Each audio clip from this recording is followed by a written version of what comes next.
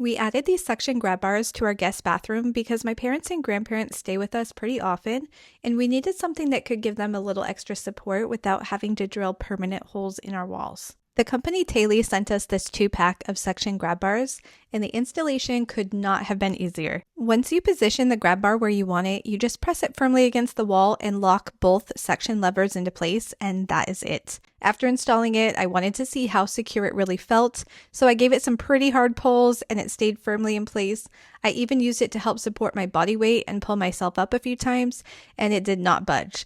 Since it's designed for bathroom use, I also wanted to test it with water. Even with the shower running directly over it, it stayed securely attached, which is exactly what we needed. Another feature that I like is how easy it is to remove if you ever need to reposition it.